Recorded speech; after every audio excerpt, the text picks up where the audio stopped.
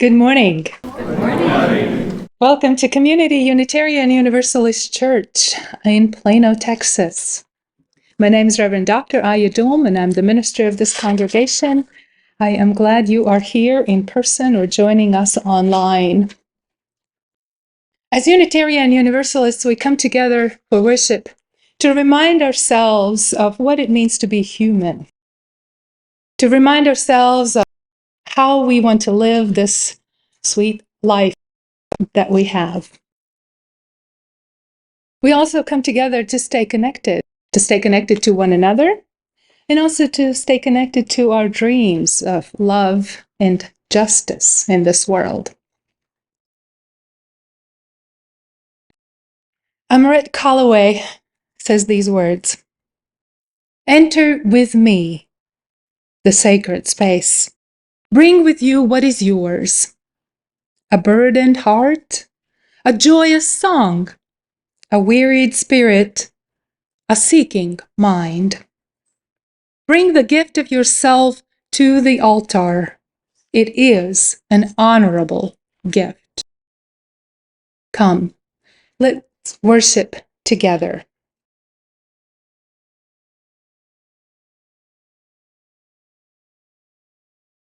My name's Aija McBride. I'm your worship associate today, and I'm part of the team of people who work to bring this service to you wherever you may be. Today's reading is Songs for the People by Frances Ellen Watkins Harper. Let me make the songs for the people, songs for the old and young, songs to stir like a battle cry wherever they are sung. Not for the clashing of sabers, for carnage, nor for strife, but songs to thrill the hearts of men with more abundant life.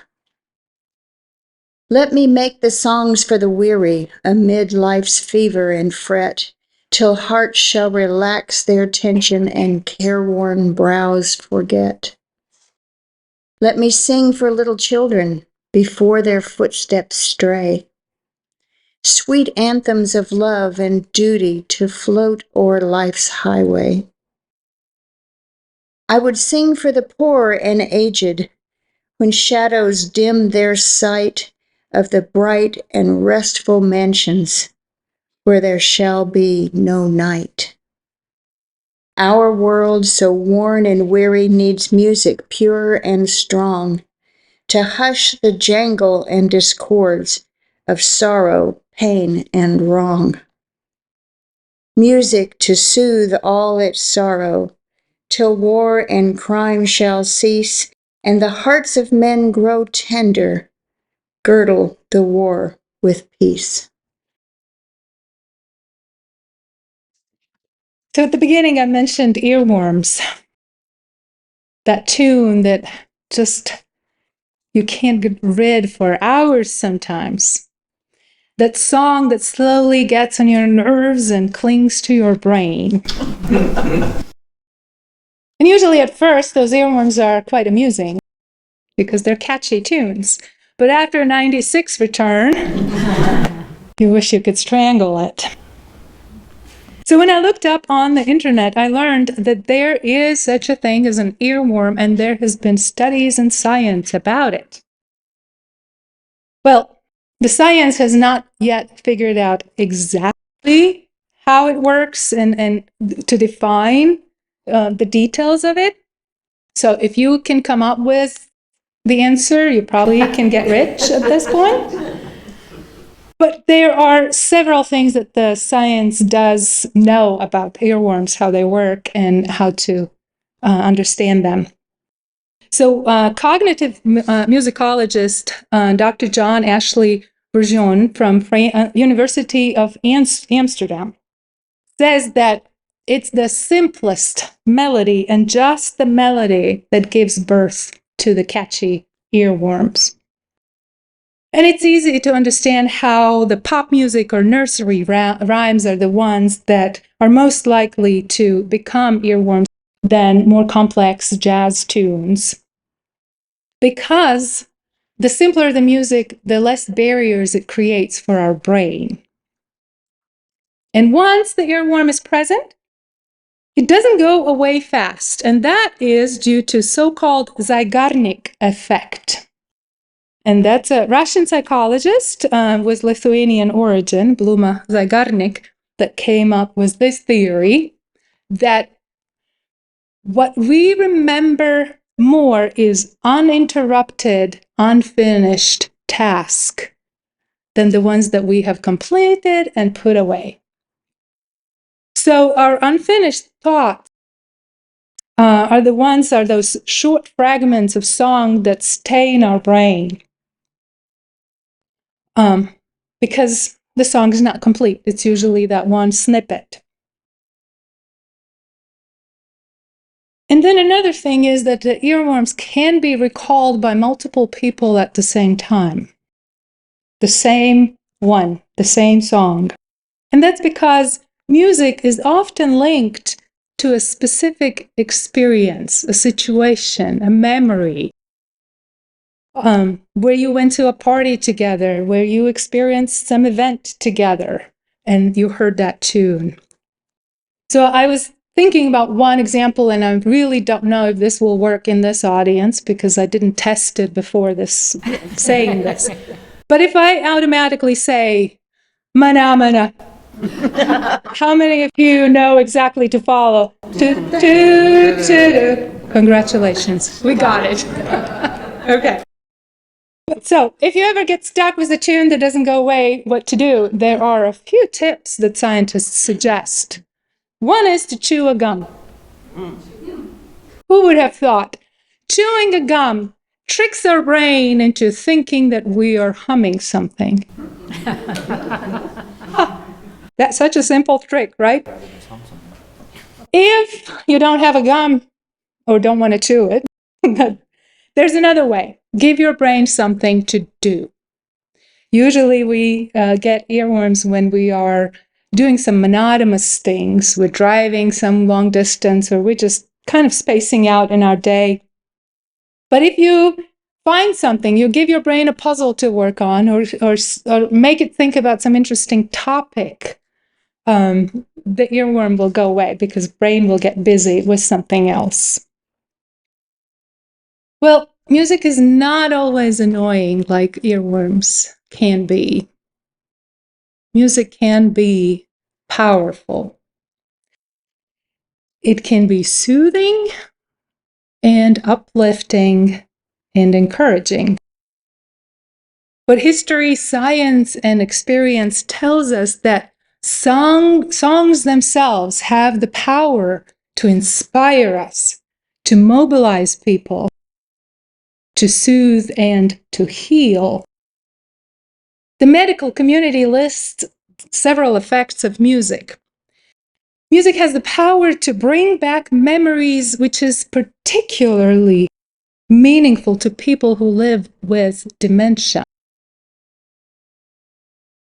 because music can connect them to their life story that otherwise the brain has kind of hidden away. Music helps to reduce pain, stress, anxiety, and even blood pressure. I guess unless it's a metal rock, I don't know. But some people might actually respond to that as a calming tune. It helps to improve mood, sleep quality, and mental alertness. All of these affecting our well-being and our health, because music also touches our soul, our inner core. So it's probably no wonder why music and songs have played such a powerful role in many cultures around the world. Many of us are familiar with African American spirituals that nurtured the spirit of the enslaved, and even today continue to speak directly to the Black community. A few years, the UU World published an article where Ysaye Barnwell shared her work on teaching music. She specifically focused on teaching African American tradition to community, and they're singing songs She says that I see songs as armor when you need it. I see songs as a blessing. Songs have function. Shortly after the Russian invasion of Ukraine, videos emerged on social media showing Ukrainian people in the bomb shelters singing national anthem. And then a few weeks later, March 7, 2022, a video showed a 7-year-old Amelia Anisevich singing Let It Go to her terrified classmates in a bomb shelter in Kiev. Let It Go is a song from musical Frozen. And then after spending 6 days at the bomb shelter, Amelia, her 15-year-old brother, Misha, and their grandmother left on a 2-day trip to Poland, and they made it safely there. Now she is world famous as a symbol of hope and peace. She didn't aspire to be at the time. I was a teenager when Latvians, many of you know that I'm Latvian, I was born in Latvia. I was born during the time when Latvia was occupied still by the Soviet Union. And so I was a teenager when Latvians began their fight for independence. These were scary times because 2 million people with no other arms than rakes and hayforks decided to stand up against the USSR army. The only thing that Latvians had at the time was resolve and commitment to fight for freedom that was lifted up and nurtured in songs and music. In fact, the academic sources refer to this time and this fight for independence as a singing revolution. An Estonian activist, Heinz Walk, coined this term after spontaneous mass singing demonstrations in Tallinn. It's called singing revolution because it was not arms and violence at the center, but songs that motivated people and brought them together. Songs were everywhere. They saturated all cultural life, expressing people's hopes and dreams for a free country. They were sending petitions to God and uniting Latvians that were scattered across the world. All 3 Baltic states have strong and unique singing traditions. Each country holds country-wide song and dance festivals that have been recognized by UNESCO as meaningful cultural heritage. And Aina found a picture for you to see. This is from a Latvian song and dance festival. In Latvia, these festivals are celebrated about every 5 years, and they gather more than 40,000 participants. And also 500,000 in audience, which is 1/4 of Latvia's population. Just think about it, the measures, right? These festivals in Latvia began in 1873. Then, during the Soviet times, the festival was encouraged with censorship. What the oppressor did not realize is that Latvian folk songs were the life of the people. They sustained and nurtured the ethnic identity throughout the years of oppression, and then they carried those hopes and dreams of the people. I remember from my own experience that every birthday or holiday, when we gathered with my extended family, we would sit together after we had a meal and we would sing for hours. Some helped with melody because none of us were musicians, and probably more than half of us couldn't even carry a tune. Others helped with lyrics because, due to censorship, much of the folk traditions were grounded in oral tradition.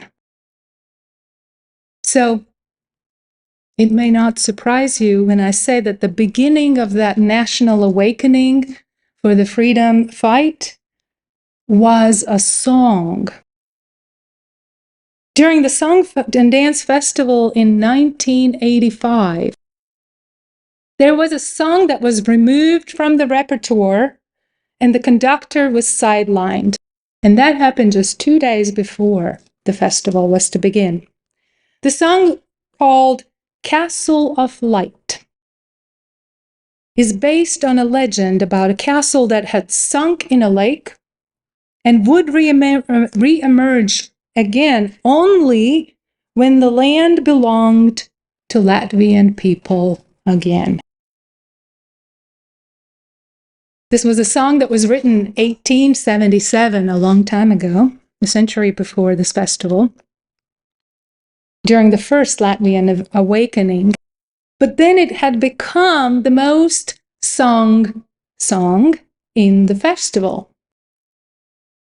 So when the 1985 Song and Dance Festival was about to end, the choir and the audience began to shout and request the song and the composer who had been removed by censorship. The performance carried on and aired live on the television. Later, it was, of course, cut from all the recordings. But imagine an outdoor stage filled with more than 12,000 singers, singing as one choir and singing that song of a rebirth of a free Latvian nation. People took courage to stand against the oppressor, and what followed was a resistance movement leading to Latvia's independence. Power of a song. In her poem, Songs for the People, Frances Ellen Watkins Harper talks about making songs. Songs for old and young, for poor and aged, because the world needs music. It needs music to call out strength, to lift our hearts, to soothe all sorrow, war, and crime, because our world is worn and weary. She wrote this in 1895. Not much has changed, has it?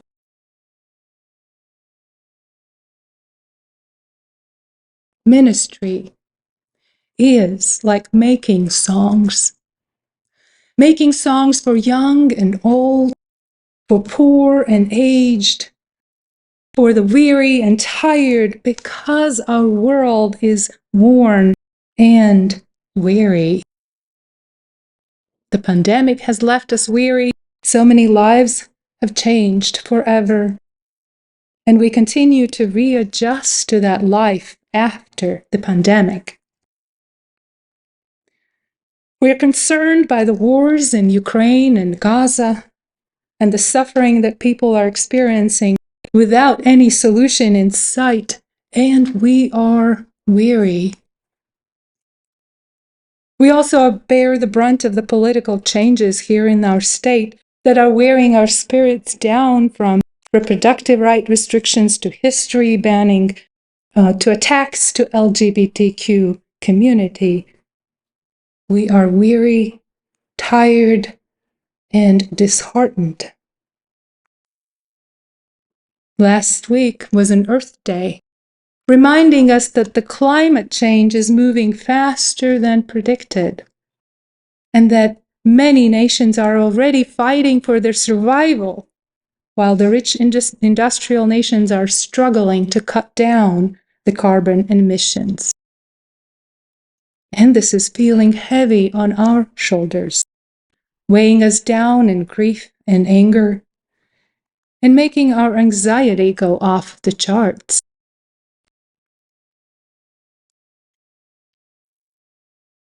you and I. We come together this hour, listening attentively to the gifts that each of us brings to this community, and offering our seasoned words of wisdom, knowing that we all are going back to the world that is worn and weary, and it needs music. Music with message and force that can carry us through. Help us hold out hope in this world until we grow tender and wrap the world in peace. What is the song that you need to hear? What music you are willing to create and sing? What is your ministry in this world so worn and weary? Our world so worn and weary needs music, pure and strong, to hush the jangle and discords of sorrow, pain, and wrong. Music to soothe all its sorrow till war and crime shall cease, and the hearts of people grow tender, girdle the world with peace. May it be so. Blessed be, and Amen.